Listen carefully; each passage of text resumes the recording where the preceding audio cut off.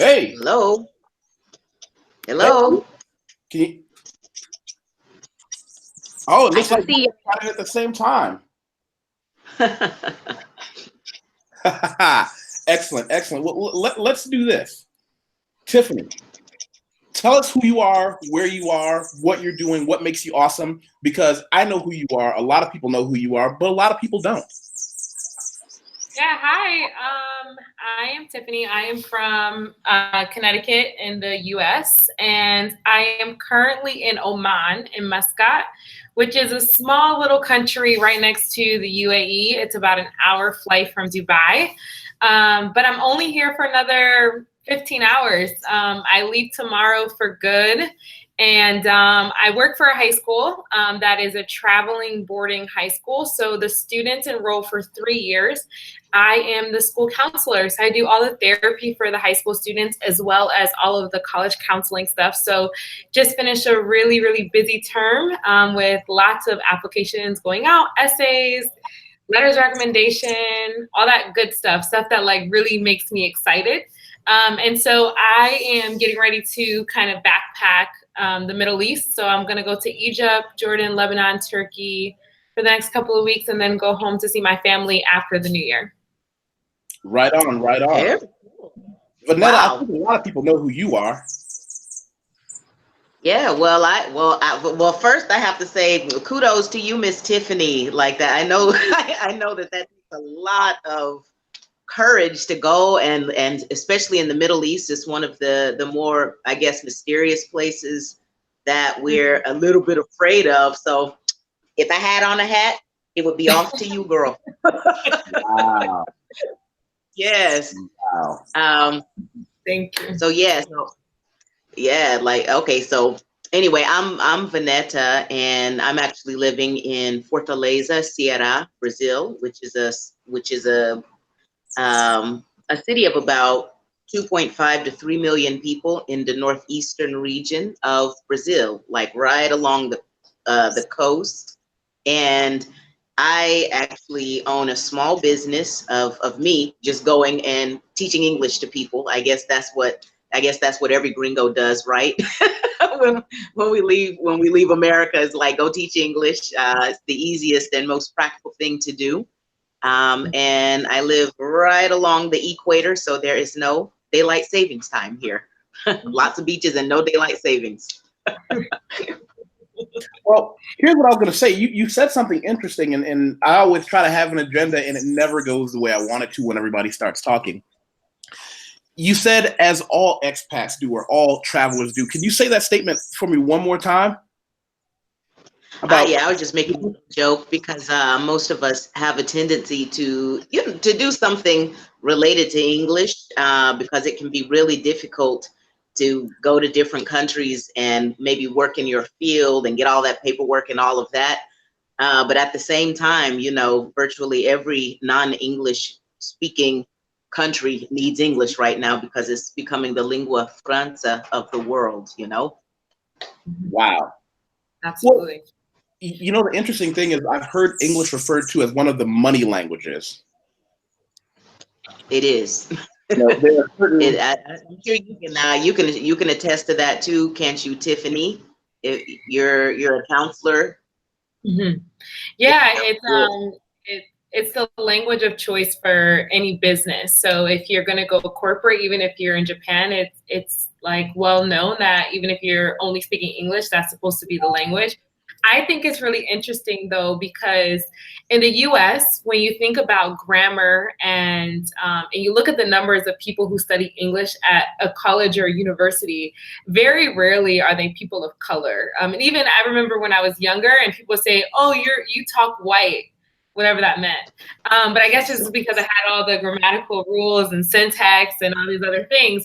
And then I find that 90% of people of color, especially Blacks, when they go abroad, they're teaching English. So it's really interesting how like the world values our ability to teach them something that there's like when we go back to the States, they're so shocked that we know and we know how to do well. You know what? And yeah.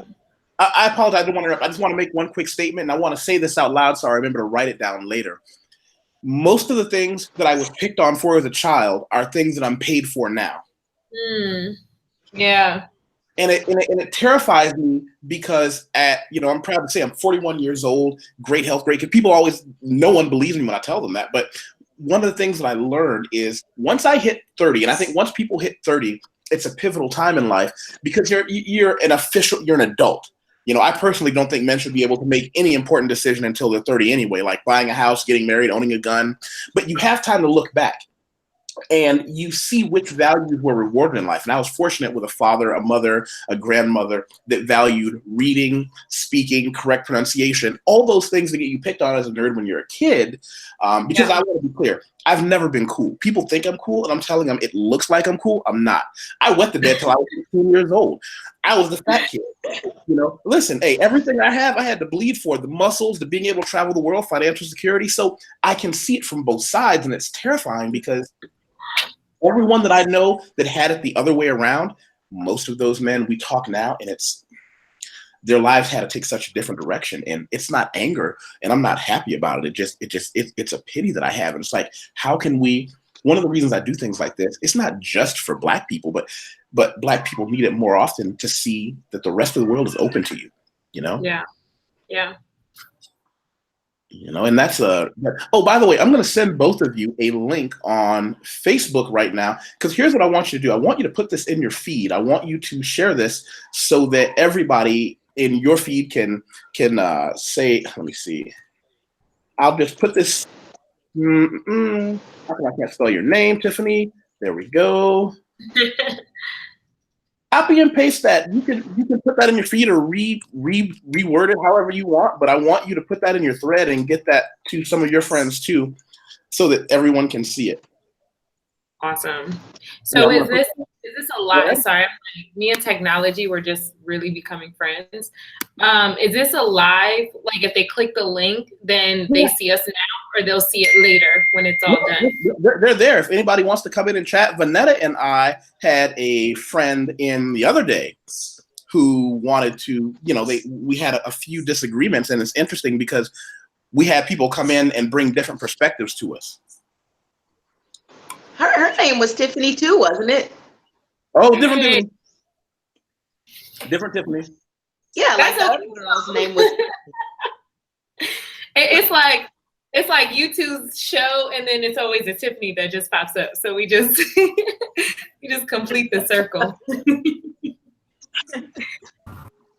That's the thing.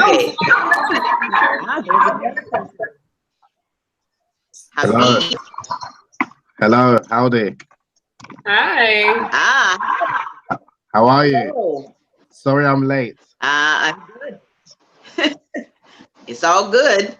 Okay, well, tell us who you are and what you do, and why did I invite you? Let them know who you are. Yeah, okay. So my name is Habeeb Akande. From London, England, originally from Nigeria, West Africa. A little bit about myself, what do I do? So by profession, I work as a chartered accountant, but I've also written a few books, 6 books, one about 19th century Brazil and racial discrimination in contemporary Brazil, and I'm also working on a documentary about Brazil, and I've also published a book about kunyaza, which is a traditional sexual technique from Rwanda which helps women ejaculate. So that's a little bit about myself. So I'm a bit all over the place. So yeah, so by profession, I'm an accountant and also write books and stuff like that about erotology. So yeah, that's me in a nutshell. In a nutshell. I like how he did the little in a nutshell. Wow. Wow. No pun intended. Habeeb, have you ever been? Sorry. Go ahead, Tiffany. Yeah. Sorry. I was just wondering, have you ever gone to the African Literature Association conferences where it's like a large conference, it's usually somewhere in the world, and they talk about like literature from the diaspora to understand people, culture, linkage back to Africa? Just wasn't sure if you've ever been. No, I haven't, but that sounds really interesting. Is that in the States? Last year it was at Yale last year, but this year I think it was in DC. One year it was in Cape Town. So it's literally all over. You have people in academia, whether personal or by profession, who write on the diaspora, and so they always have the different sections. So like obviously they have the ones that are focused on like the francophone countries, but there's a lot of individuals from Brazil who are doing a lot of research like on Mozambique and Angola and how you can see like instruments, music, and kind of like religion and how it links back to Southern Africa. So I don't know, I go to the conference all the time because for me, this is the first time I've worked with the international population, but I used to just work with Black and Hispanic. And so I used to use a lot of literature and counseling to help students understand identity. And so I used to just go just to see what was out there, things that may not have hit Barnes and Noble, but were helpful to like identity formation. But I think you would enjoy it. No, it sounds really fascinating. Sorry, could you say the name of the conference again? I just want to write it down. Yeah, it's the African Literature Association. So ALA, African Literature Association. Fantastic. Thank you very much, Tiffany. Thank you. Yeah. Well, I have a quick question. Is anyone getting an echo? I am. Yeah. I am not. Just a little bit of hesitation sometimes. Mm. Let me double check this. Yeah, I want to make sure that.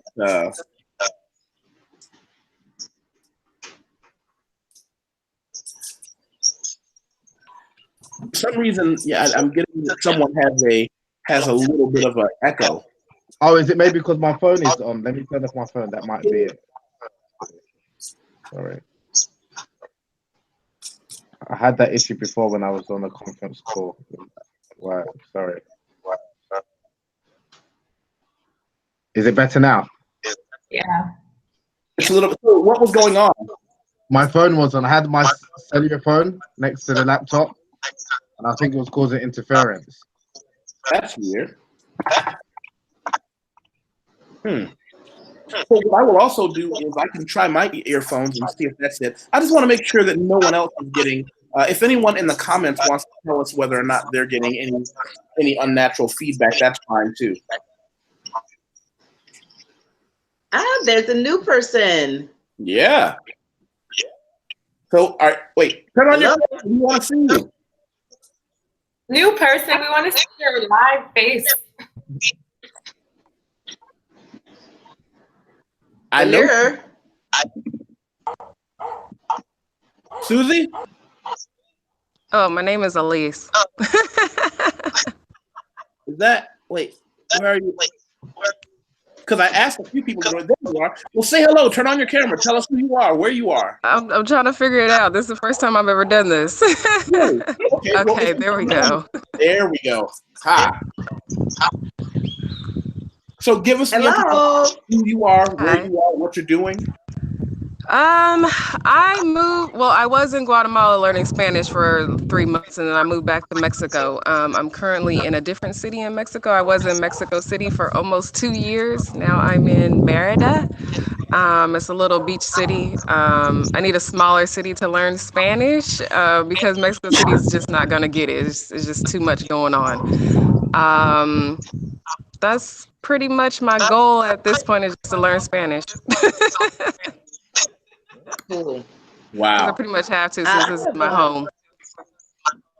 I think it's really interesting that all of us, except for, is your name Habeeb? I'm sorry, the man from England. Yes. Yep, Habeeb, that's correct. Habeeb. Yes, it makes me, because the rest of us are in pretty hot places, and I have a theory, actually, that I don't believe that Black people, genetically, I don't believe that we belong in cold places. I'd like to get your take on that, actually. I believe that genetically, we can't function at our maximum capacity in cold places. I think that it's very interesting that all of us have been sort of attracted to other places. But I would like for, as an African man living in England, I would like to know sort of what you think about it. Do you feel more yourself every day? Yeah, I agree. I mean, even though I was born in the UK, I still need to go to hot climates. I mean, last week I just came back from Cape Verde last week. I'm already planning like my next holiday because I need to go to like a hot climate because it's really cold here, as you can tell by my turtleneck in London at the moment. But yeah, I agree. I don't think we're built for cold weather. Yeah, like the more the more I live, the more I can see that, you know, just different groups of people, you know, respond differently to different stimuli. And I have all these theories, like, you know, like I believe that most Black people, for example, are actually supposed to be carnivorous. And I think that sugar for us is actually more damaging than it is for other groups of people. But that's neither here nor there. I won't I won't take the whole feed up with that. But yeah, I just wanted to sort of get your opinion on that. And Tiffany, being from Connecticut and being in. Wait, Vonetta, you left us. I didn't hear you. Oh, sorry.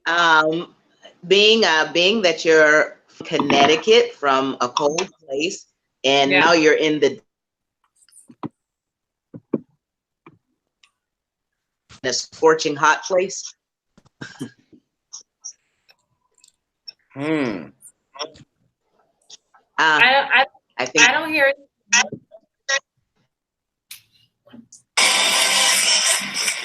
Whoa! Who just? Hold on a second. Did you just get that? I heard it. Yeah, I heard. A friend of mine sent me something, and I was trying to close the window, and he sent me a carnival pop-up for Brazil. Yeah, we all heard it. Yes.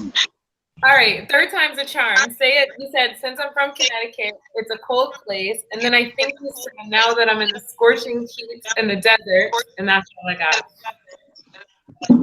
Yes. Do you feel more yourself? Do you feel that as a Black person, you just sort of thrive more in the sun and perform better when it's hot or in a hot place next to the sun? Yeah, I do. I love being hot. I love like sitting outside when everybody else is like trying to find a seat with the shade. I thrive in those moments. You know, this is this entire year. All the locations that we'll be at are all hot climates. So I was in Shanghai, and then I'm here, and then the next location is Costa Rica. So I'll be, you know, improving my Spanish for my friend over there in Mexico. But yeah, I am really excited because I'm actually measuring whether or not I have that like dip in February, because every year since I was a kid, I always go on like extra vitamin D, you know, just like being really conscious of like my mental health, because I do feel like when I'm in cold climates around February, I think I just like hate life, even though everything about my life is great in terms of like I love my job, I don't like, but there's something about still not wanting to get up in the morning. And thankfully I had a Black doctor who was really keen to that, and who would always say like, you know, let me know in the winter, like if you need to give you supplements or something to help your mood and your energy. But I don't think that we're fit for the cold. So yeah, I'm hoping I can find somewhere warm to live. That's why I'm also improving my Spanish, because it'll probably be a Spanish speaking location. Yes, that's very cool. So yeah, I'd be interested. You know, that's just something that I'm observing, you know, and it's something that's been on my mind. So I thought I'd ask you guys. So it's very interesting that you guys have been able to sort of corroborate what I thought. I wish there were more studies on it. Only one Black person that I know of that made a career in a cold place. There is a Black expat living in Russia, and his name escaped me. Do any of you know who I'm talking about? No, I don't know anyone in Russia. His name is Filippo or Filco, and he has made a great career in Russia. YouTube videos, English teacher, really integrated, always doing videos with fun people and cute girls, and he loves it. And I'll have to reach out to him at some point. Yeah, definitely. No. I want to hear your theory about sugar. Your theory on like sugar, yeah, sugar as well. Like I think, you know, this is well. I think one of the couple of the things that plague Black people. You know, of course, we have like the high blood pressure, diabetes. You know, things like that that we say run in the family, but they don't run in the family. It's just that we are not, you know, we're not eating the types of food that our bodies are made from. And actually, we have a tendency to think of all Black people as like this like mass, you know, that all came from like the same place. But as you know, Black people, we are the most genetically diverse humans on the planet. And I think that, of course, there are different types of Black people. You have like you have the tall, skinny ones, you know, and you have the ones that tend to be meatier, you know, the ones that were more, the ones that were part of the slave trade, I think, were bigger people, you know, that are just stronger and pick up weight faster and can do more with less like energy input, you know. And I think that yeah, for us, the way that we process simple sugars, it just is like kryptonite to us, you know. I just think that we like it just tears us up, it seems, faster than other people. And our bodies, you know, when you look at how fast, especially former descendants of, or descendants of slaves, how fast we pick up muscle mass, you know, the Herschel Walkers of us, the Serena Williams of our tribe, you know, it for me, I'm just not believing that we're the same as everybody else at this point. Well, here's something let's put a very fine point on this. There are a lot of people who don't want to address this issue, and I understand why. Because they see it as a very fine line between talking about genetic differences and then genetic superiority, inferiority. Because this reign of line of thinking has been used against everyone from Jews to Blacks and everyone in between, with the concept of being able to say they are genetically inferior. Yes, but it cannot be denied that, you know, of like descendants of slaves, we are a genetic experiment, you know. We like we are literally natural selection in practice, you know. Natural selection, depending on how you want to word it. Or unnatural selection. Well, exactly. You know, we are the descendants. You know, if you are not an immigrant, immigrants are different, you know. But those of us who are descendants of slaves, it's just a sense that I have that we are different.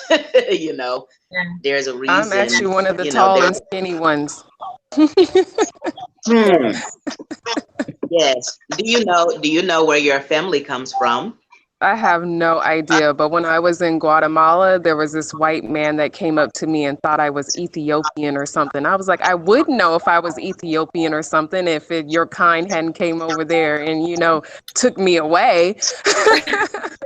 Right. Wow. The easiest way to find out is to visit Africa, because I don't know, Habeeb, I don't know if this is true, but definitely when I was in Eritrea and Ethiopia, and you know, definitely when I meet Ghanaians, Angolans, and Nigerians, you know, they seem to be able to look at us and sort of get a feeling for at least what part of Africa that we came from, you know. Interesting. Yeah, that's true. Very true. Mm-hmm. Do you think that's true, Habeeb? No, that's very true. I mean, even when I went to one of the university museums in Sao Paulo, I came across a picture of one of the enslaved Africans in 19th century Brazil. I've actually used him. This is not a plug-in. Well, actually, it's a plug as well. But I don't know if you can see this person's image. Why I know he's, that you image. can tell by the facial the scars on his face, you can tell what tribe he's from. Even though that picture was taken in Yes. 19th century Brazil, just because of the way the scars are from. And someone like even today in contemporary Nigeria will be able to identify not only what tribe he's from, but likely the area that he lived in, like his ancestors lived in. So that's why, like, yeah, for a lot of people that even if they're from the Caribbean or from North America, if they'll go back to some parts of Africa, people will be able to identify, most likely to identify their ancestry in terms of their tribe, the tribe that they belong to, which is, yeah, it's fascinating. Yeah, Yeah, especially oh, go ahead. No, go ahead. Go ahead. No, I was just gonna say because pre-slavery, what we know as Africa didn't exist. It was more tribal. They didn't even have landlines, and so you'll find tribes going through multiple countries, and so it's easier. That's why I haven't done any of the DNA tests because it's easier to identify more with the tribe than it is a country because 100%. the blood actually be like through multiple. Because when they colonized Africa, they did it so that way they can separate the people. That's why it's like Francophone, English, and then there was German was Togo, and then it went back to English with Ghana. And so I'm sorry, what is her name? Kian? Is that how you say it? Kian? Me? Elise? Oh, Elise. Okay. Remember, on your screen it says Keen. Yeah, I know. No, my name's Elise. So, like Elise said, they really jacked us up. Those people that were in the diaspora and the people on the continent, which is why there's so much animosity and separation and division between those on the continent and even those outside of the continent. So I don't know. I get very frustrated when people ask me like, "Oh, where are you from?" I actually have a blog. You can read it. It's entitled like, "Do you speak English?" And because people are always, I don't know if you guys found it this way, but people never believe I'm from America. Like when I meet people outside of the U.S., like when I was in China, when I was in Asia, when I'm here, and they're like, "You're not American. Where are you from?" I'm like, I don't know. Like back, 1400s, my family was on a boat and we ended up in the U.S. and that's all we had because they destroyed everything. But yeah, I think if you go there, they can easily, because when I went to West Africa, they looked at my nose and they were like, "Oh, this is where you're from." I was like, yeah. Yeah, if you want, don't bother with a DNA test. Like go to Africa, go to any country in Africa. Yeah. I don't know. I feel like too, Africa as a continent. I feel like it gets a really raw deal all over the place. On multiple different levels. It's not respected for being a freaking continent. It is not respected for being the place that the oldest, most diverse, the most knowledgeable humans come from, and it's not being discussed right now that global warming isn't dangerous for Black people, but that's another theory as well. Well, I'm not worried. I'm not worried at all. Vonetta, I love you. Let's be clear. Global warming is dangerous for everyone because floods and droughts don't discriminate against skin color. True. And earthquakes and floods and hurricanes. That's true. I'm one of those. Oh, I'm sorry. No, I'm saying, he's right. It doesn't discriminate against hurricanes and, things like that. Because I've been in quite a few earthquakes in the past couple of months, and it's just like, and a volcano too, and everything is ridiculous. So I'm one of those conspiracy theorists that believes that global warming, it is real and it isn't. It isn't man-made. It's one of the actual natural cycles that happens every 1,000 years, And that being said, let me ask a pivotal question. Do you believe that mankind has played an active role in exponentially speeding up the process through which that series of events occurred?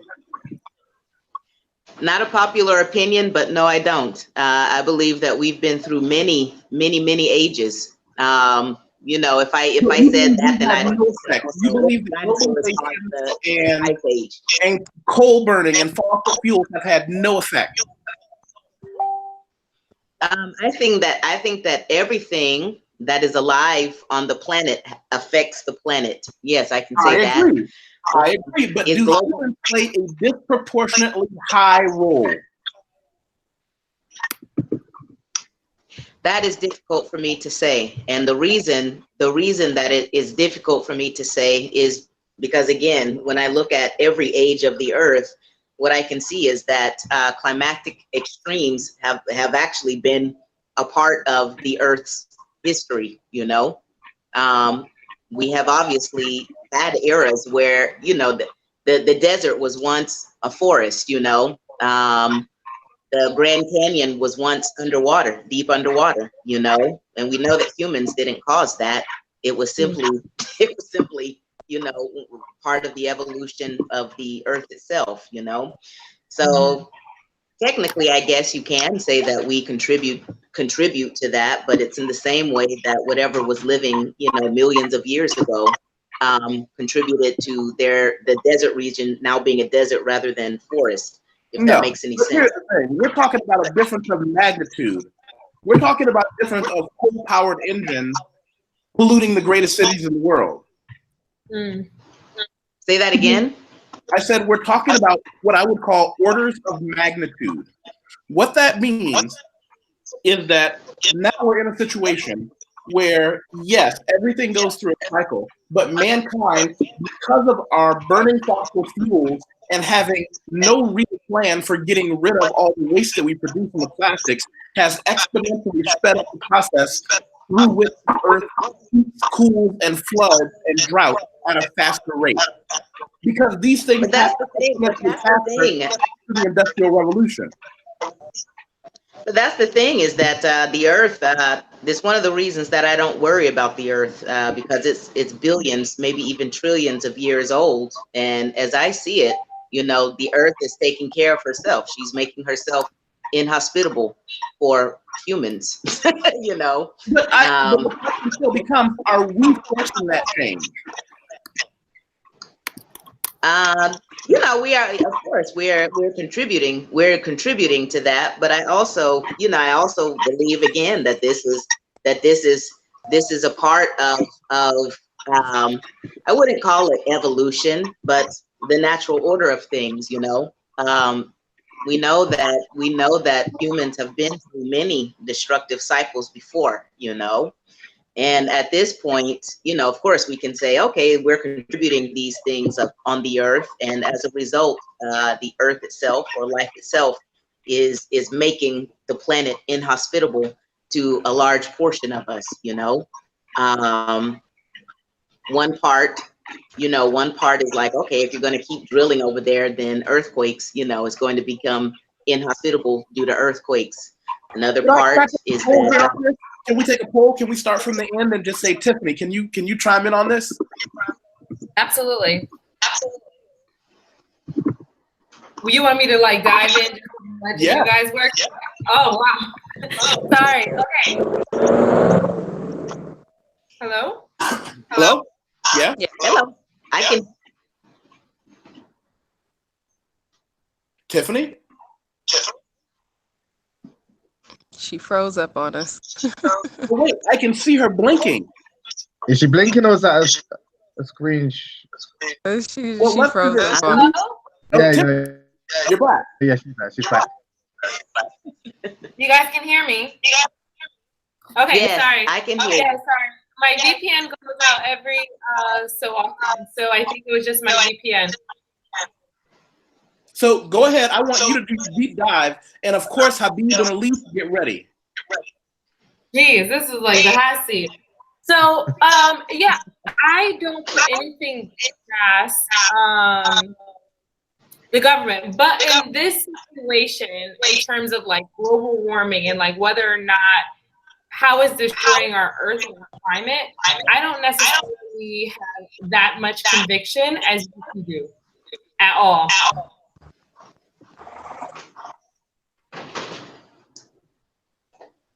Hello. Yeah. Hello. There's so many things I'm like super passionate about, and this is the one that I'm like, I don't know. Yeah. Do you have like this inkling that, yeah, like, I don't know, that maybe all of the information isn't there? Of course, yeah, they don't share everything with us at all. I'm like 100% believe that to be true. Yeah, like and again, if we didn't have evidence that the Earth has actually been through several extremes, I could passionately believe in humans cause global warming. But because we've had many eras of extreme weather, we have evidence of lost civilizations. You know, so there is evidence that all of this has happened before. Wow. Yeah. Okay. What do you guys think, Alicia and Habeeb? I'll be honest, I'm very ignorant about global warming, so I'm mainly listening to try and understand. I don't know much about it, if I'm honest with you. I don't really know much about it, so I can't contribute, unfortunately. Yeah, it's the same. Yeah. So you have. It's the same. It's the process of the overall evolution of Earth. You know, eventually, some places that are land will become water. There will be some places. I mean, we can look at the Earth itself and see that it was once one huge mass, Pangea. Earthquakes happened, and now we have different countries. You know, like all of this is very clear. Well, let me back up. Let's back up, Elise. Me? How many other Elises are there? I'm sorry, I was saying hello to someone. Yeah, I mean, Mexico City had a major earthquake last year. I just barely missed it. There was a smaller one before that I was in, and I panicked and something told me to leave, and so I left and missed the major one. But the funny part is that it happened on the same exact day 30 years ago. So, you know, it's kind of like, does it happen in cycles, or does, you know, is something thing going on here? So and the same thing with the hurricane that was in Houston last year too, wasn't it? It happened on the same day as Hurricane Katrina. Wow, really? Yeah. Okay, very interesting. Yeah, like I definitely believe that of course governments can control weather to a certain degree, but as I maintain, like some of this, there is evidence that civilizations have been lost. You know, there is evidence that civilizations, countries that were you know, once on land are now below water. This is when the Earth was much less populated. You know, so yeah, it's very difficult. Although I do agree that humans are destroying the Earth. Of course, it's very difficult for me to say that everything that is happening now is simply due to carbon emissions, you know. And I don't think that there's anything that we can do to stop it. We must adapt instead. Wow. And the earth will do the adaptations for us for people that are not paying attention. You know, if you live in a place that has increasing hurricanes, you know, and that keeps getting flooded, you need to move, you know, and if you're one of the people that's not willing to do that, then you will be taken over by the floods. You live in a place that, you know, like that have increasing tornadoes, you know, then, and you live along that tornado path, then it will increase the likelihood that the tornado is going to get you one day, or an earthquake or whatever, you know. But yeah, like the earth itself is forcing rearrangement, you know. It is also sort of naturally forcing us into population reduction, you know. Like a lot of people think that the world is overpopulated, you know, and I'm like, no, it's not. But at the same time, you know, all of the developed nations, they're all in population decline. You know, there's for some reason, you know, they're like, you know, wow. we're in population. Yeah, we're in population decline, you know. But you know who isn't in population decline? the continent of Africa. That is true. Yeah. Like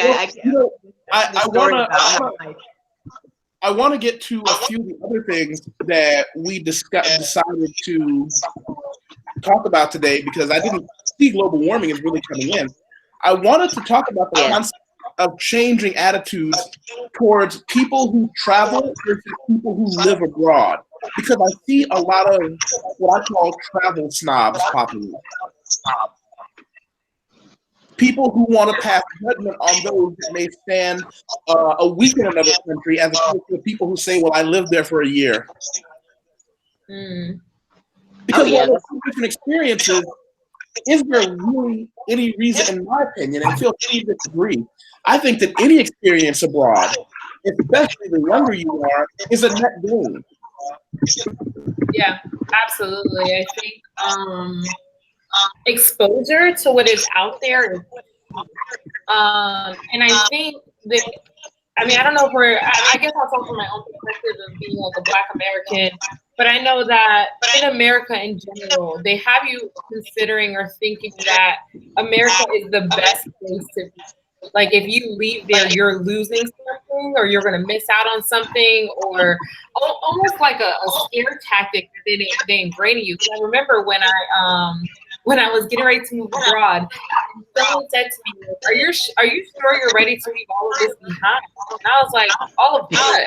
You know, like, what is it?" And because this person had never even thought to go out of the country, and so through like this more conversations, they now have a passport, and they're going to start somewhere like go to Mexico or Jamaica or the DR and do something. But you're right, like exposure abroad is just. I think it's really important. I always go back to Black people, but I know this is not only about Black people. But I always think like it's important for Black people, especially in the US and other Black people abroad. I remember when I was in Nigeria, and one of like a girl who's like one of my really close friends now. She speaks Igbo, she speaks English, she speaks French. She's traveled to multiple different countries, and I think it's important for us to see other successful Blacks doing things in other places around the world as well, to kind of expand our kind of our aptitude of like what we think is we have the ability to do. So like for me, that moment came when I was in grad school. I went to Howard for grad school, and I remember walking in there and thinking like, wow, like as a Black person, I can be anything I want to be.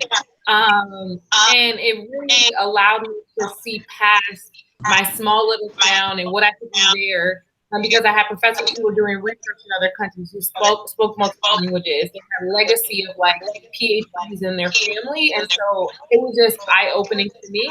And I always talk to people because I grew up in New Haven, Connecticut. My dad works in the mailroom at Yale, and so like growing up around that campus and in that life, the only people of color that I saw were like my dad's coworkers in the mailroom or in the cafeteria or the janitors. But then when I went to Howard in their hospital, like all the Black people, the doctors, the nurses, I had like this kid moment, like, wow, like I can be anything, a professor, a president of a university. Like it was just amazing to me. And that exposure is what got me to think like, okay, go abroad. My professor took me abroad. We did research, and then from there it just kind of like trickled on. Well, one of the things that we learned very quickly, exposure matters. You can only see what you see. So if you see endless possibilities, that's what can happen for you. Yeah. And that's what, as an author, did you encounter some of that in the world of writing?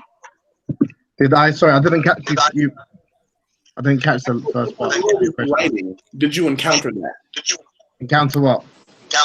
The representation necessary to encourage you to continue to write. Yeah, I mean, for me, I'm just piggybacking off what Tiffany said. I think one of the reasons why I wanted to write was because I was privileged to be exposed to different communities, different ways of living, different cultures, which I knew that many people, not only in the UK but other parts of the Western world, wasn't aware of. So, for example, like in Brazil, a lot of people in the UK and maybe some people in the States wasn't aware of how not only how many black people there were in Brazil, but how diverse the black population is in Brazil, kind of thing. So rather than kind of like complaining or talking about like people that aren't aware of what's going on outside of their respective countries, I think it's important for people that have been fortunate enough to travel to kind of use platforms, whether it's social media or writing, to kind of bring this thing to light, because a lot of people aren't aware. So I think even those, like you mentioned, the travel snobs, I just think a lot of it's down to ignorance. A lot of people are like might think in America, why would you leave America? Because America's the greatest country in the world. Similarly, people think the same about their respective countries in Europe. It's only when they're taught about, okay, you can go to countries in South America, you can even go to countries in Africa, and it's not all war torn. It's not all about poverty and things like that. But it's because what they've been fed by mainstream media. It's just one narrative. So that's why I think the onus is on us to kind of, who had those experiences, to put it out there. And that's one thing which I've always, I used to complain a lot, but then one of my friends, he turned around to me and said, instead of complaining, why don't you do something about it? Right. And the little thing that I think I can do is like, okay, maybe some of my experiences, just to share them for whoever may be interested. And I think as Black people, one thing that we're not very good at is documenting not only what's happened in the past, but what's happening now. Yes. I'm sure even all of you, your different experiences, especially, and I'll be honest, especially women as well. So one thing which when I've gone to a number of universities, people have asked me, okay, for example, Brazil, is it safe for women? And obviously, I'm a man, so I don't know the female experience. It's only when I went back again, then I started to talk to a number of women, especially Black women, to find out, okay, not only, because I can understand racism, but obviously I can't understand sexism and things like that. So that's why I was trying to use my platform to kind of like address issues, or like maybe like to inspire people to be like, okay, if this guy can do it, then I can do the same kind of thing, because you can benefit people, not only that's watching you now, but people, the next generation, the generation to come. So for me, I just think that we've got the resources, potential, especially those that's living in the West, and we just have to utilize them and make use of them, because there'll be people that are, that will benefit from what we're producing, even if it's not on our own immediate circles, but it could be across the other side of the world. So for me, I just think it's important that we just document, our experiences and put it out there. Wow. Well, and the world is hungry. The world is very hungry to know the Black experience.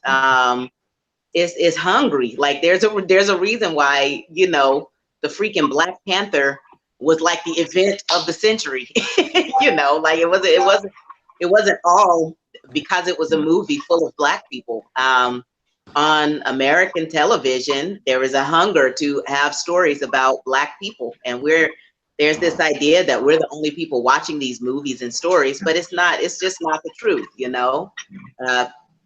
People down Tyler Perry. A lot of people criticize him, but I mean, the man is one of the most successful directors in America. Even though his movies are not critically acclaimed, they do cause conversation.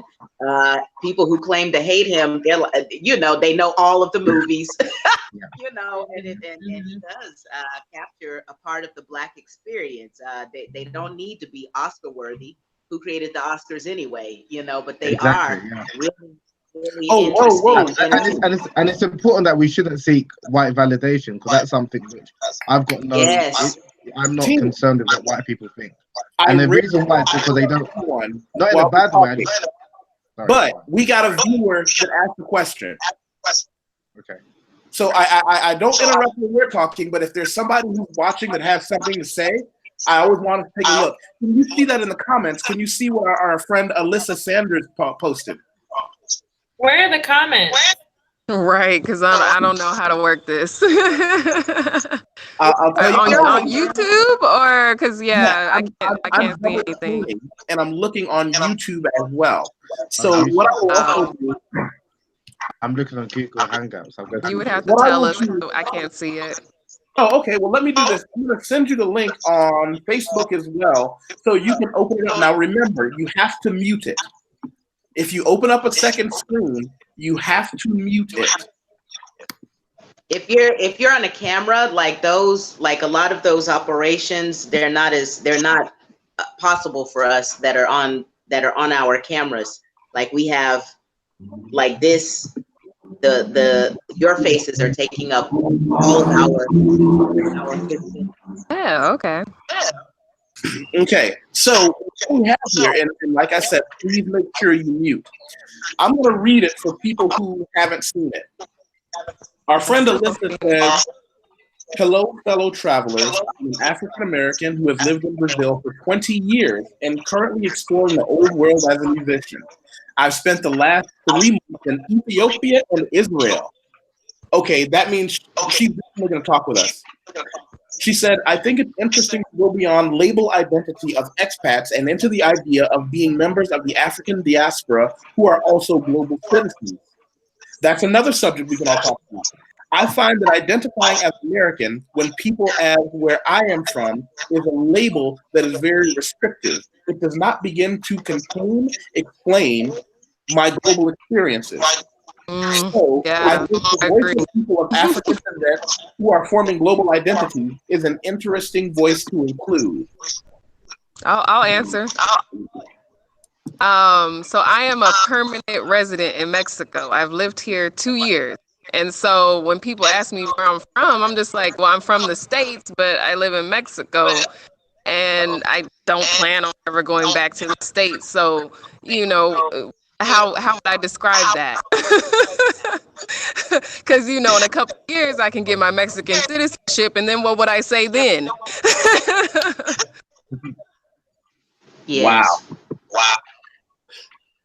Well, she posted a couple of excellent perspectives, and even though I differ on some of them, let's go piece by piece. She said to go beyond the label of or identity of an expat and an idea of being a member of the African diaspora who are global citizens. Starting with Habeeb, then Elise, then Tiffany, and then Vonetta, do you identify as African? Habeeb? Oh, come on. What kind of bullshit is that? No. Fighting, non-committal, soft dick sick shit is that? Depending on who you're talking to. No, be honest.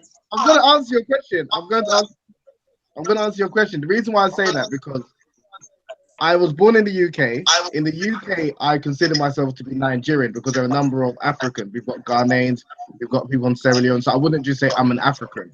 When I'm in Nigeria, I'm not an African. I'm Yoruba. That's my tribe. Yep. Or even when I'm in West Africa, I'm Yoruba. When I'm in Brazil, I would say that I'm a British-born Nigerian because I wouldn't say I'm British because they'll be like, you're not white, right? And I wouldn't say I'm Nigerian because I wasn't born and raised in Nigeria.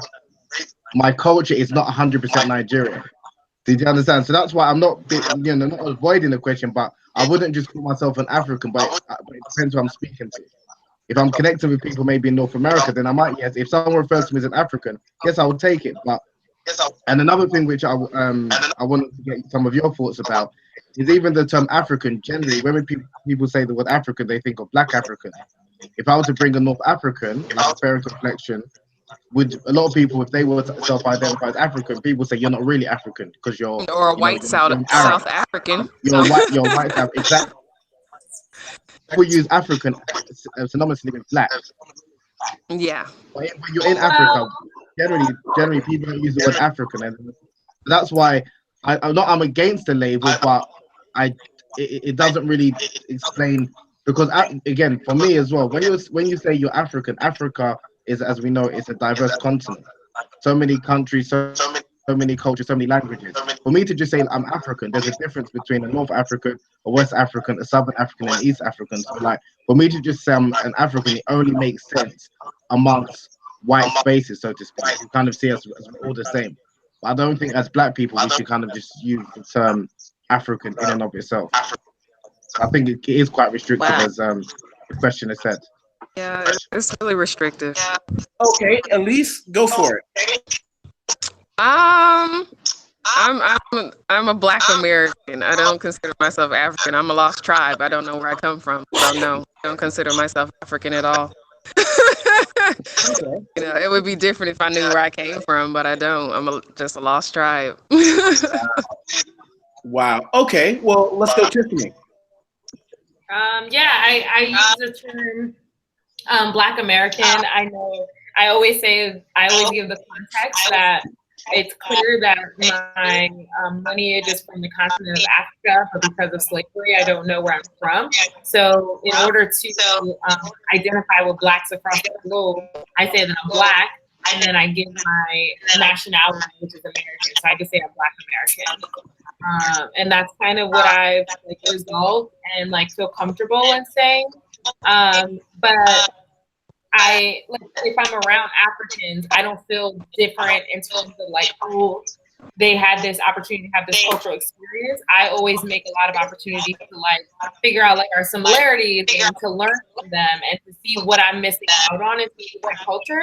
Like, so one thing that I'm going to be doing is I'm going to go to Salvador because I really want to study more about like the Yoruba people there and go to Cuba as well, and just to kind of like find out more information.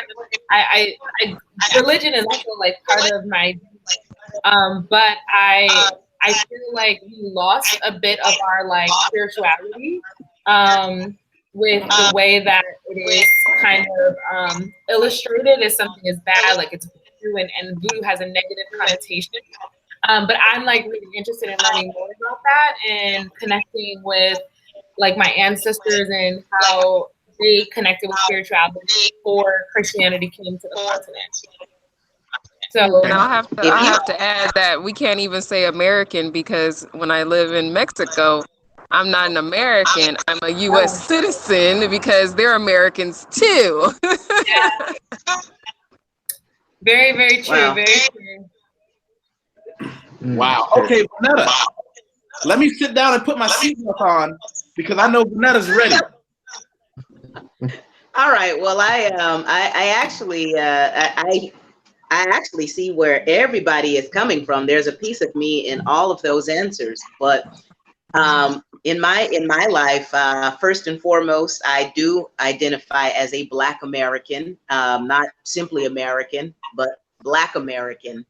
But speaking to Habeeb's experience, I can remember being in Eritrea, Ethiopia, and Egypt. Egypt is a funny one because a lot of people try to say, oh, it's not sub-Saharan, so it's not African, but Egyptians absolutely consider themselves African. Like go to Egypt and say, hey, are you African or Middle Eastern? They're like, we're African, idiots, you know? There was a recognition of me in those places that's difficult. It's difficult to describe and explain, but there was a normalcy of me being in those places that was not there for the white people that I was with. So when I was in Africa, I felt all the way African. You know, there were things in Africa that reminded me so much of being in Alabama, you know, walking down the street and seeing somebody plaiting some hair, you know, just these little things that I don't even think about, you know, being at a club and the way that people were dancing there, you know, and even being in Brazil, you know, something that Tiffany was talking about earlier, she was talking about African spirituality.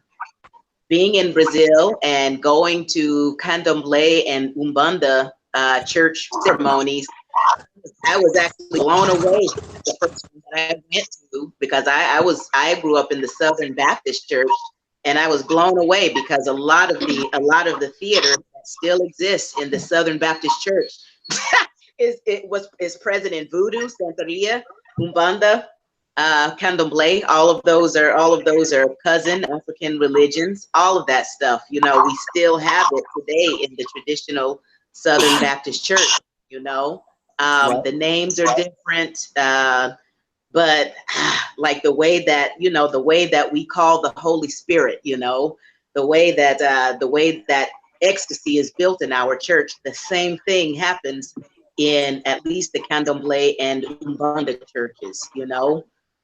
Except they use drumming and they use like a kind of a bell, you know. It's crazy. So yeah, like I have two main identities, I guess. The first one is Black American, because I have no no reason to deny that that's where I came from, and that's what formed a lot of me. But the moment that I step outside of America, I'm usually seen as an African, and so I have to, like I have to take that on, and I have to understand that, yeah, Africa is in me too.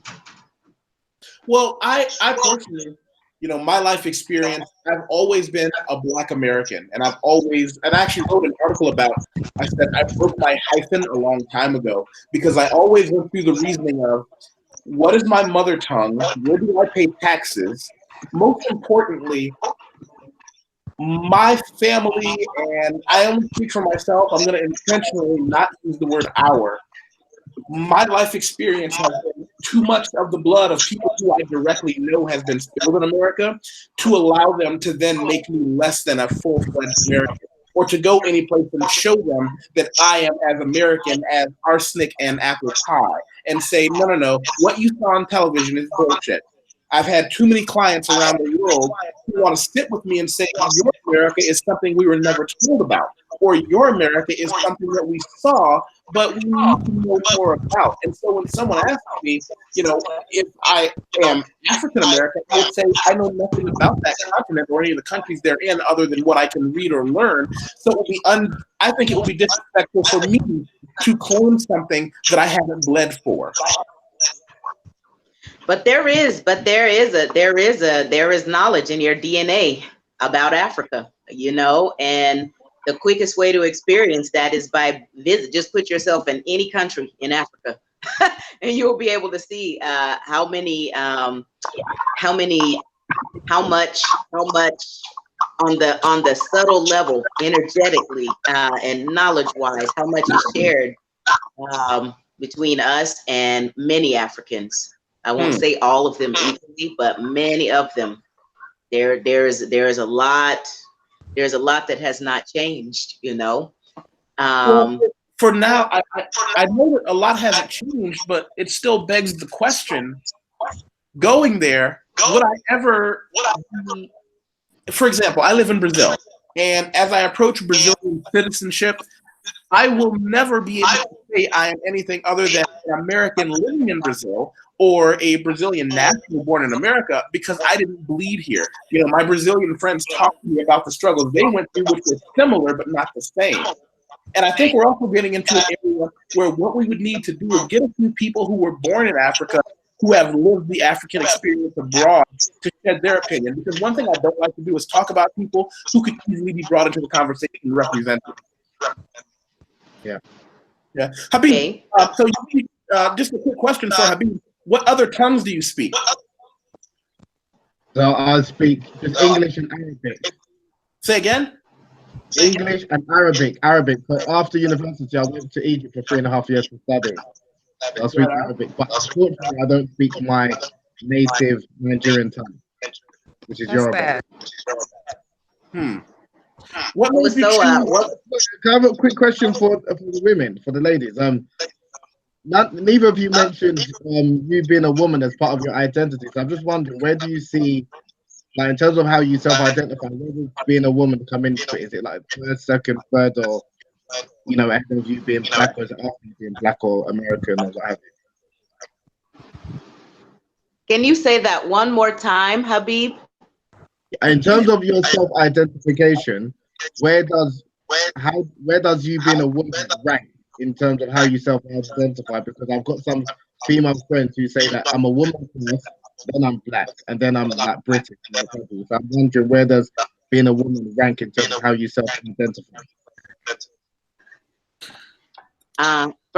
For me, it's very difficult. I don't understand the current trend of putting things in a hierarchy. Because for me, I'm for me, in my experience, is it's just being a woman. It doesn't come first or last or anything like that. It's like a gumbo. Being Black and a woman and American and at the same time African is all together. And especially if you are a Black woman, and especially as you continue to walk the earth, we you know, you begin to realize that if you are a self-realized Black woman or self-actualized Black woman, we are very powerful beings. You know, we have a lot of influence. You know, wherever we go, people project a kind of magic and power onto us, even if we don't feel it ourselves. You know, and this is the case wherever we are in the world. You know, we might be having a bad day or just trying to go get some groceries, but somebody else, when they see us, they see a powerful woman. They see somebody with knowledge, somebody that can heal, you know, all of that stuff. Something that is really fascinating to me, because it's something that is often projected on me, which I'm like, what are y'all like? What are you talking about? But okay, you know, I have to acknowledge that. The Morgan Freeman interview. Do we have to carry these projections? Can't you just be a woman and Can you just be? I think within ourselves we can, but in the world at large, no, because we live on a planet with other people, you know. So in theory you can, but in reality, no, I don't think we can just be. I think that there is a huge responsibility to being Black on the planet, at least right now.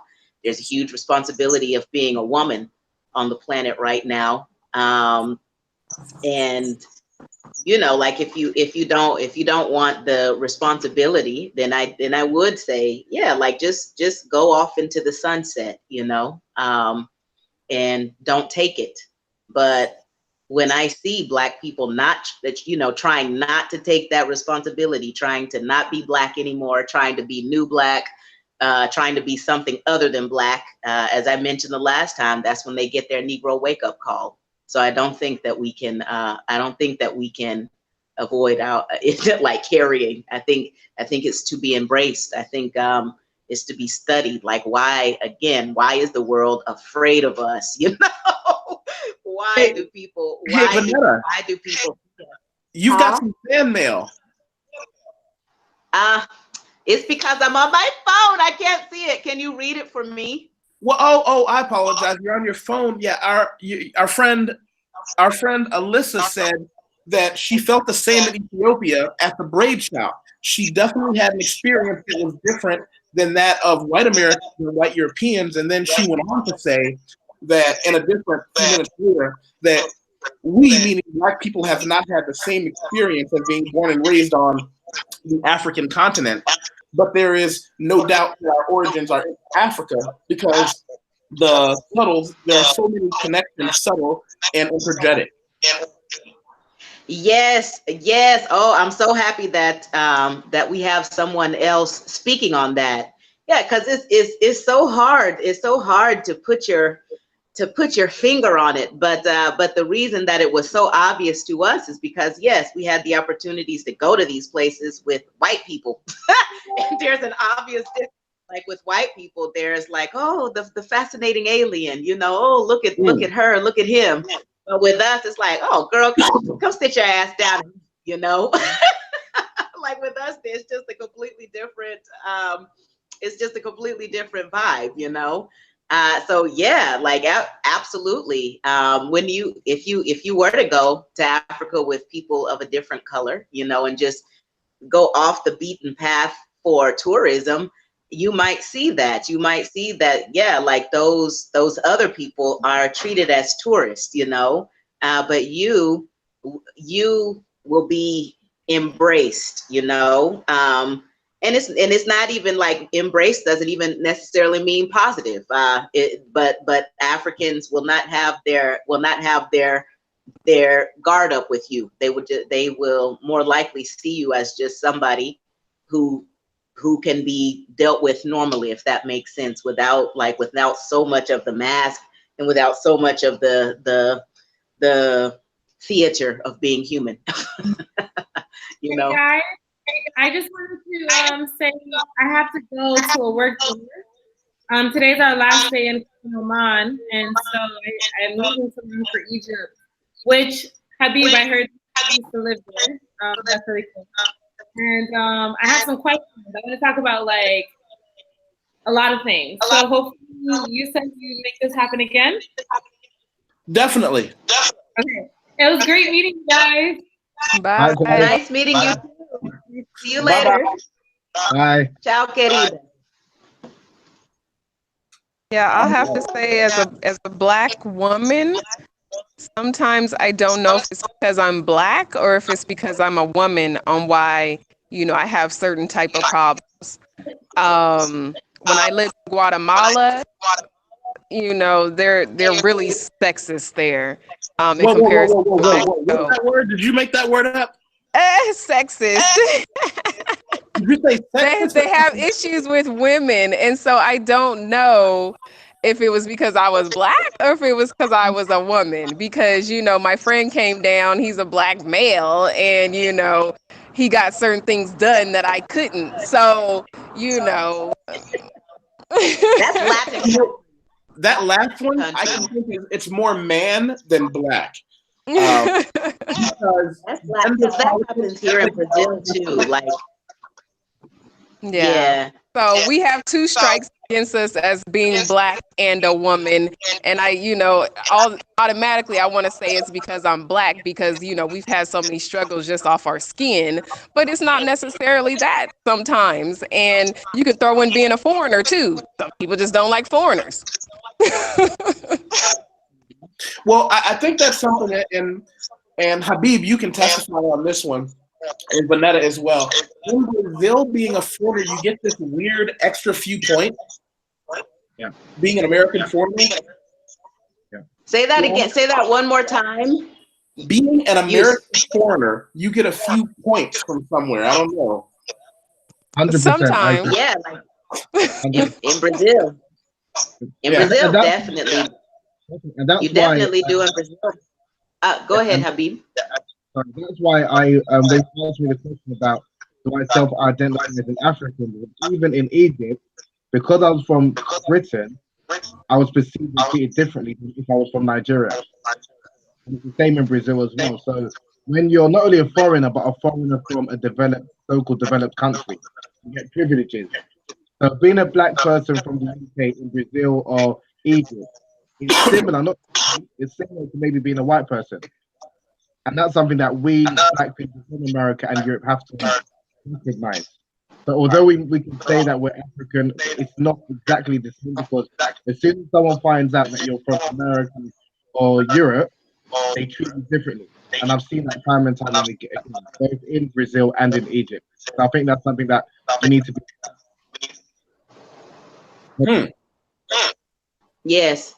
Yeah. I agree. Like, it was the last thing I'll say, because what people are seeing is they're seeing potentially that because you're from America or Europe, you've got money or you've got access, and they can benefit from you because of that. Yeah. So that's one of the reasons.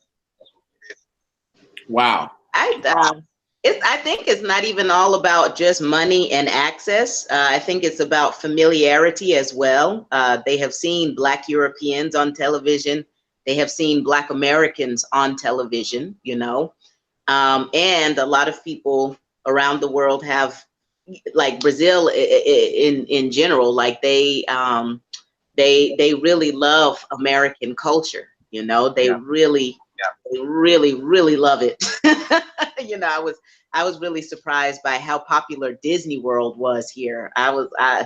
Like people, people here is like, oh my God, how many times have you been to Disney World? And I was like, I went once when I was a kid, but there are people here that go like to Disney World, every year. It's like a pilgrimage, or it's like this big dream to go to Disney World, So yeah, Black Americans, Black Europeans, some of it is about access, but I would say that some of it as well is about familiarity and tribalism. I felt that same thing in Ireland. At the time that I lived in Ireland, there was a rising tide of anti-African racism that was happening there, and something that happened a few times is that you know, when somebody looked at me, they would have a bad attitude. But the moment that I opened my mouth and they saw that I was American, like it was like, okay, you know, it's different. You're different. Oh, you're American. Oh, okay. You know, and I think that I think that that's what it is. I think that people are familiar with Black people from Europe and Black people who are from America, you know, but the moment that you're not from, yeah, if you have a funny accent, you become other. Like I think that we really don't know the power, not even just in communication, but the power in the way the power that the way that you speak, how much it has to open doors, to close doors. It can be accent, it could be based on language, you know, it can be based upon a lot of things, but your speech is I think it's more powerful than we know. Well, I want to open the table up to a few things, because earlier I know I said to all of you that there may be things that I wouldn't think of bringing up in the discussion. It can be related to something we've already talked about or not. But starting with Habeeb, what do you want to ask or talk about that will benefit the people who are watching? One of something that I think we should talk about is maybe how can I put it? Something that I think people can take away from that we can maybe talk about is like why or how we started to what was the reason that we up and left our respective countries and traveled abroad, because a lot of people want to travel, but they've got certain reservations. I think maybe to speak about, like for me, traveling is not that expensive when I'm speaking from Europe. But I just think a lot of people have got some misconceptions about some of the countries that we visited.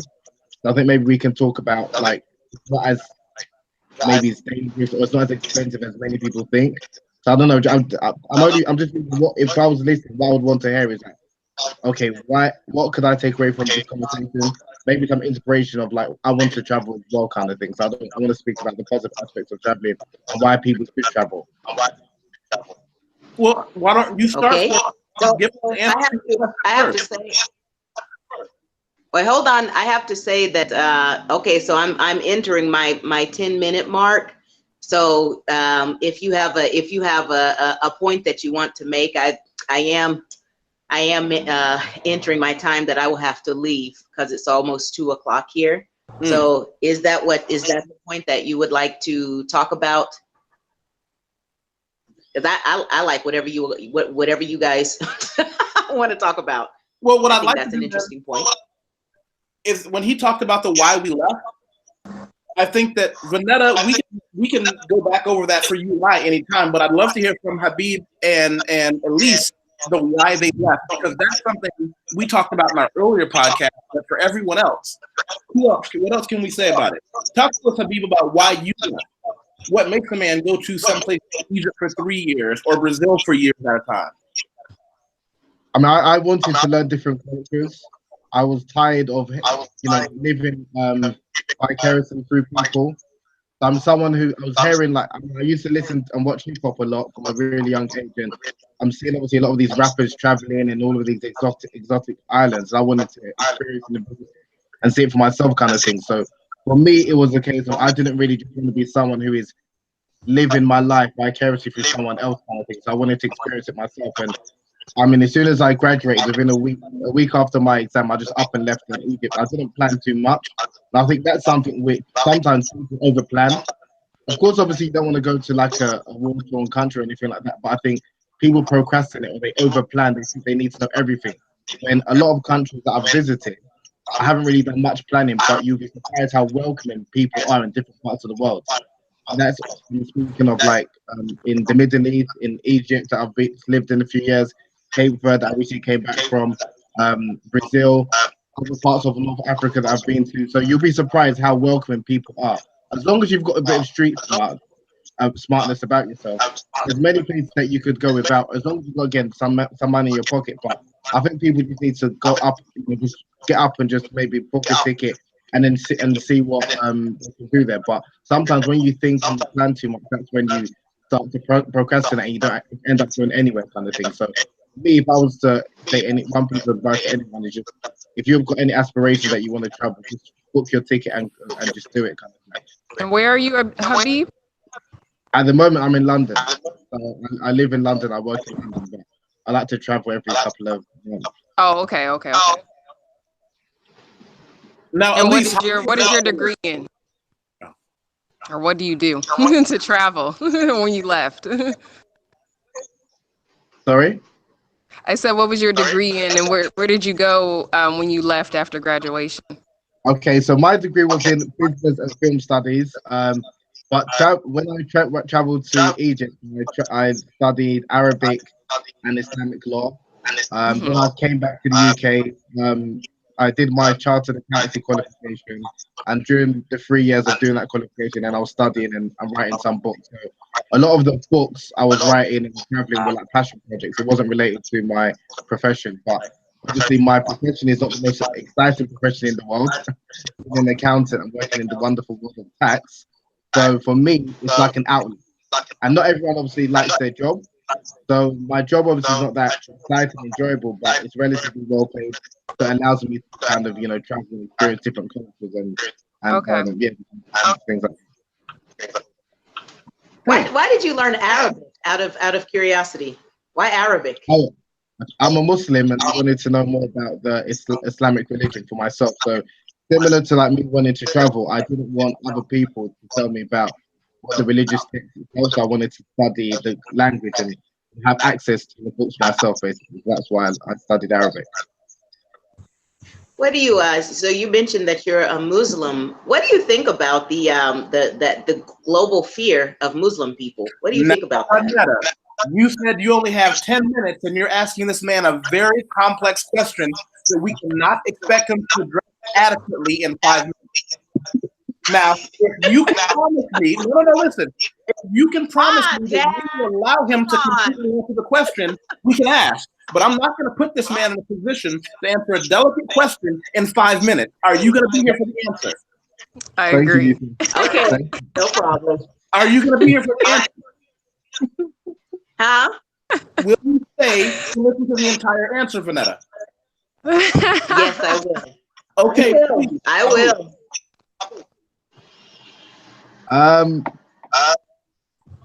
It's a difficult question. It's not really a difficult question. I want to the perception many people have about Muslims, to me, is I don't really get it, because it comes down to ignorance. Because obviously I'm originally from West Africa, so you do have some issues in terms of in northern Nigeria with like Boko Haram and things like that. But the tribe that I'm from in southwest Nigeria, it's non-existent. So it's a tribal issue. So when people think about Nigerian Muslims or West African Muslims, and they're thinking about Boko Haram, that's Muslims in the northern Nigeria, which is not where I'm from. So where I'm from, like Nigerians, Christians, people that follow traditional religions, they get on well with each other, so there's no animosity. So I can't speak about that part of Nigeria kind of thing. But in terms of people's perceptions and misconceptions about Muslims, a lot of it, through ignorance or misinformation from the media of what they've heard. So I can't do anything about that. The same way I can't do anything about some misconceptions people have about black people. But I know what people think about black people. That's not necessarily the case. But like I said, in terms of people's misconceptions and perceptions, that's down to their own ignorance. So they've been fed a lot of misinformation. We have the same problem in the UK, where majority of the Muslims in the UK are originally from the Indian subcontinent, like India, Pakistan, Bangladesh, and a lot of the issues that we hear in the media in the UK about Muslims are really cultural. It's not really a Muslim issue, and that's what. So I'm fully aware of that, so it doesn't really bother me. There's only some people that might have some questions that I might try and clarify. But those, perceptions people have isn't really of the religion or Muslims in general. It's some Muslims in some part of the world. Does that make sense, kind of thing? So I hope I answered your question, but it's one which I don't really spend too much time about, because like there are Muslims all over the world, and people wouldn't even, like, for example, Muhammad Ali. There's a lot of people that dislike Muslims, but they love Muhammad Ali. So there's a type of Muslim that they dislike. It's not that they dislike all Muslims. is they dislike some Muslims who might be perceived to be extremists and what have you. And I'm aware so there's a lot of nuances. It's not like black and white, so to speak. Yeah, I think it's in the same way that people see Africa as a country rather than a very diverse continent. And we also don't look at Christianity in the same way, even though we have so much evidence of Christian shenanigans throughout history, but for some reason we don't look at Christians with the same scrutiny. Yeah, so I think that's in America,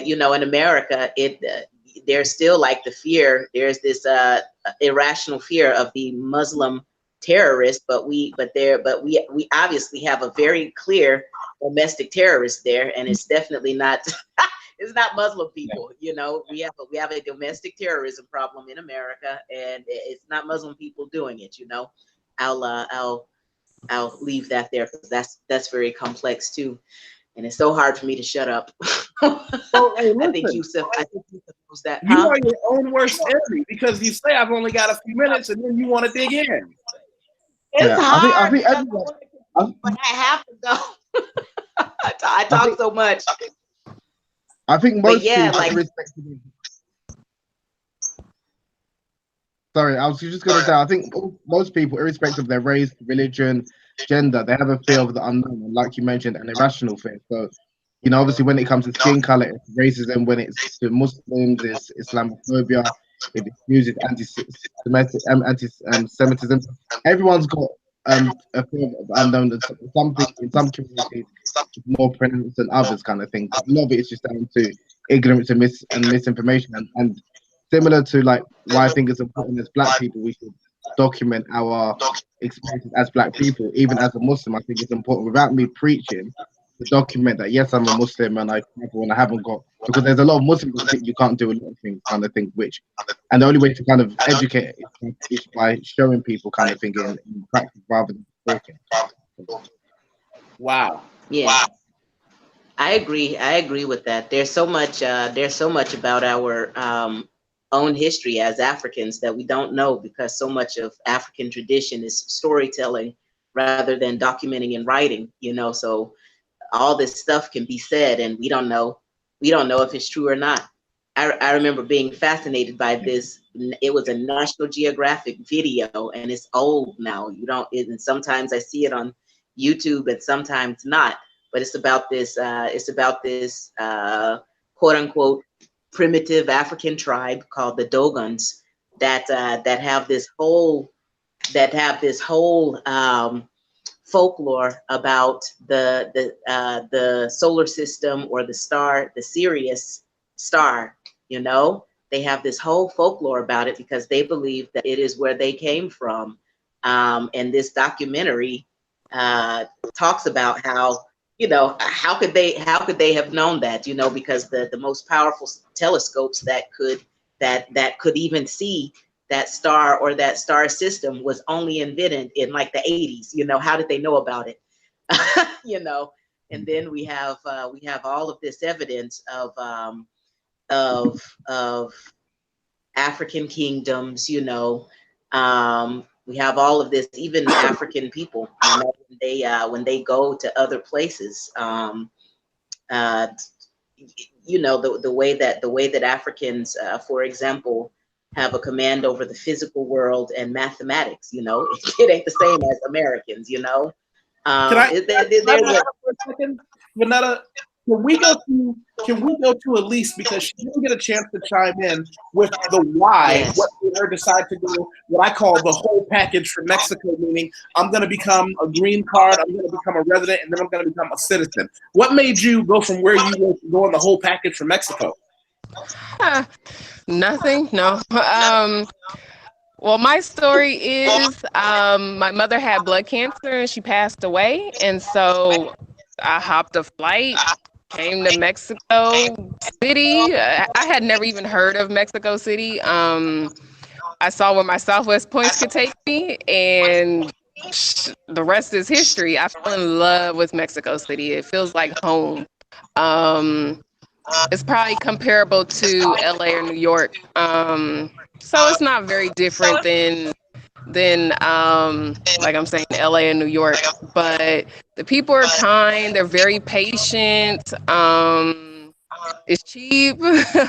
um in Mexico you can do 6 months and then do a border run, but I just figured I would stay in Mexico for a while, and so I became a permanent resident. um can you see me? The sunlight is getting high. um but yeah, that's my story. It's not that I had a bad life or anything. I was actually an auditor for the government before I left. I quit to take care of my mother and help my family out. And then after that, I just left. So I can't say that I had there was something that was bad in my life to make me go. 'Cause I've heard a lot of stories where, oh, I was poor or I had health issues or something like that. I just needed some healing. Wow. Wow. Wow. So let me back up for a second. You haven't been kidnapped yet? No, I haven't been kidnapped. So no one has tried to I'll add that I'm not a traveler because I know other people. I've been here, I've been there, I've been there. I have 3 passport stamps: Guatemala, China, and Mexico. Okay, and I have more of Mexico than anything. But no one has kidnapped you and tried to put like a pound of no one's trying to kidnap me. And like I said, I haven't traveled all over Mexico, but I've been to like 4 cities so far. But and I even been in so-called dangerous Cancun and didn't get shot. So yeah. Television wants to make you believe anywhere. American television wants you to believe anywhere other than where you are right now is the worst place in the world. And I often tell people, particularly Black people, I say, well, hold on a minute. Are you going to listen to the same news source that tells the rest of the world that you're a crackhead criminal than tell yourself that they're telling you the truth about people in another country?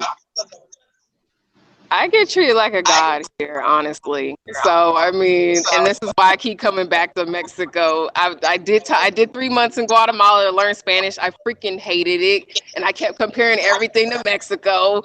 And they were very sexist and racist there. And it's just, I didn't like it. So I came back to Mexico. I thought about going to Colombia, but Guatemalan food is very bland. So I'm just like, I can't do Colombian food because I heard it's very bland too. And Mexican food is just out of this world. So very seasoned. Okay. I don't know what's going on with the other Spanish colonies. I don't know what happened with that, but no.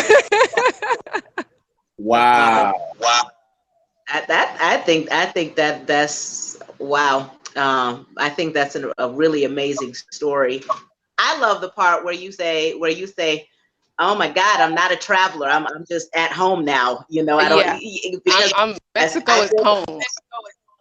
I feel the same way about Fortaleza. Like once I touched down here, like the desire to just go and look at another waterfall and another mountain or whatever, it went away. So I think your experience in Mexico City, and having that place embrace you and say, "Yeah, you're here," how it kind of cuts a little bit that wanderlust, because you found your home. You have everything I you need. like it. I want to go other places, and that's why I went to Guatemala to try something new, but I didn't like it, and I want to go to the continent for a while, see if I like it there. But so far, like I said, I'm not a traveler, so I don't know. Wow.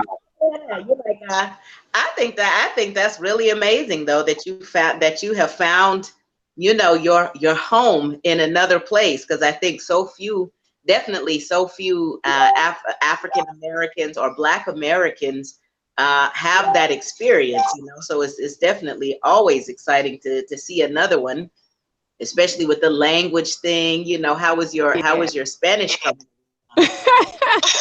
Well, Mexico City has a lot of English speakers, and people come from all over the world from Mexico City. Mexico City is one of the largest cities in the world. It's a very international city.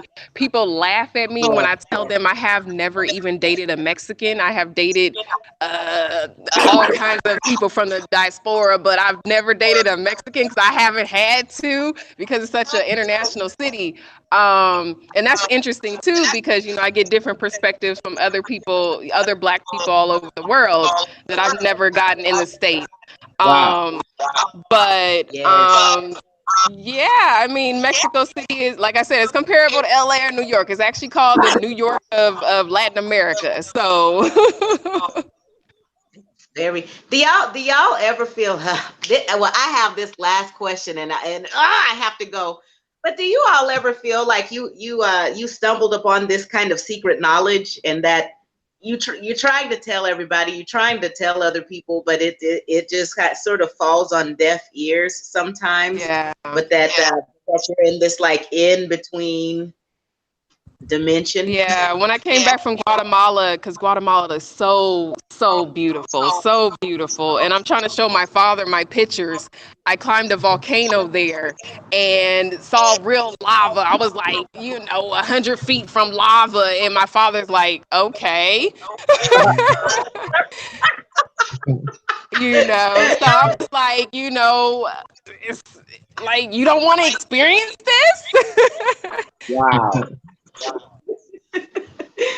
Yeah, like it's weird. Like it's once that I call it the ancient knowledge of the world, because it's not just that lava. Like when you stepped on that hurricane, that volcano, you integrated something from it. You learned something from it, even if it wasn't a conscious thing. Every time we come into contact with elements and food and music and language like that, your old self doesn't die, but she expands into something that other people can't communicate with or even recognize. Yeah, they just don't understand. And a little of my background, my father was a janitor for a school district, retired. My mother was a clerk for the state of California, and she retired. So for me to do what I'm doing, I've had to navigate it by myself. My mother never stepped outside of the country. And we took my father to Cancun, and he freaking hated it. And I'm just like, are you serious right now?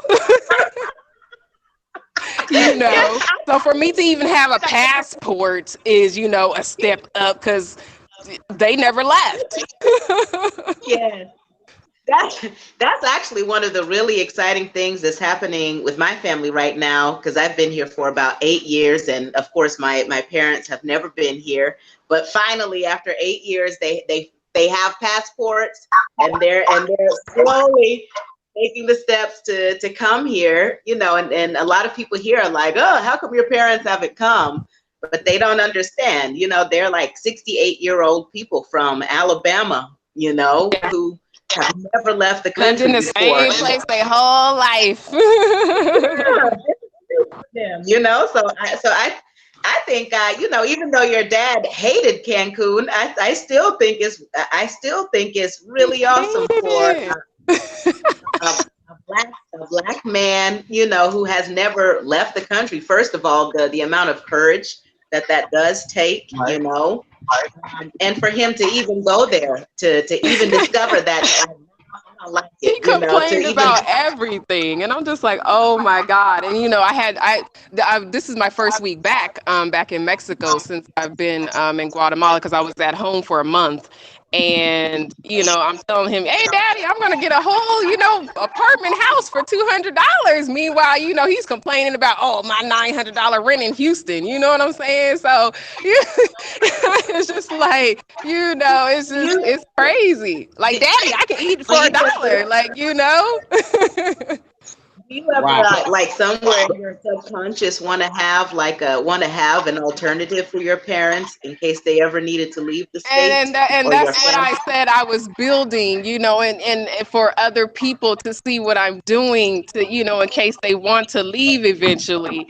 But it's just like, are you serious? My sister comes and visits me. She visited me in Mexico City. We went to Cancun. She's gonna come visit me here with my nephew. I have a young, he'll be 6 next month.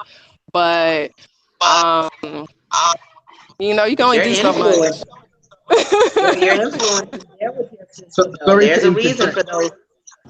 Because, you know, I thought I was going to be like my parents with the, you know, the white picket fence and 2 children and work for the government. That's, you know, that's why I work for the government, because that's what my parents did, you know, but it didn't work out that way.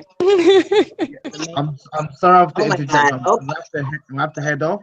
It was lovely meeting you all, and hopefully we could do it again. I'm just wondering, what's your full name so we can Elise Robinson. You can look me up on Facebook, but I got a 30-day block going right now. So now wait. Okay. Yep.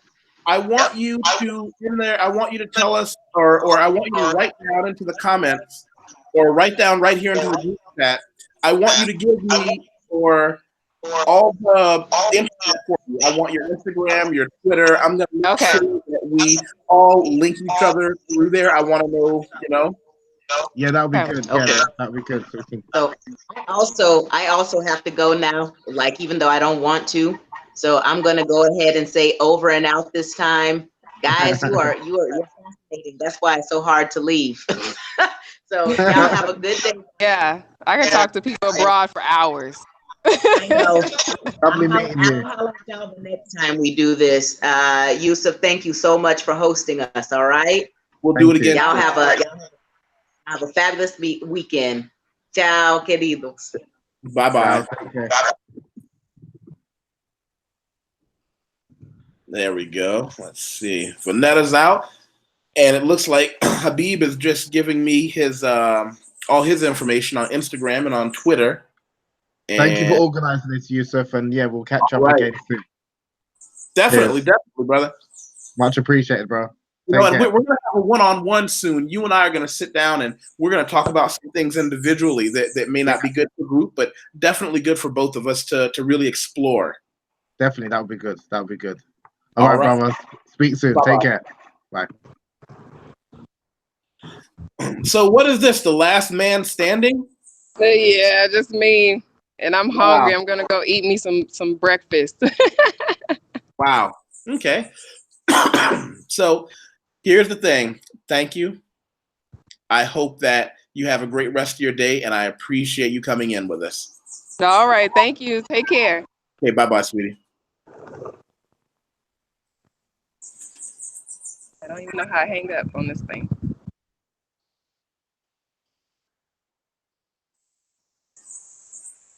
All right, folks. That was a lot of fun, and I'm glad that I had so many diverse personalities to come in and talk with us and talk to us about some of their life experiences. I'm always open to talking to anyone, black, white, red, green, no matter where you're from around the world. Be sure to PM me here, or you can find me, Yusef Wateef, on anything. Send me a message if you want to talk with us. I've had a few people already say they want to be in on the next one. I always want to try to keep a nice small group of people who can have a great conversation together. We're not always looking for people who agree with us. You can see there are many things that we disagree with here. So thank you.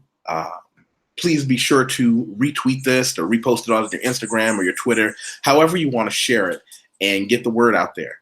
And help me be someone who can be introduced to a lot of other great new people so that I can introduce you to other great new people, because my life experience has shown me the power of just having those connections. My travels around the world have allowed me to become someone that's able to help other people as well. And I'm looking forward to introducing you to other fun folks. I'll talk to you soon. Bye-bye.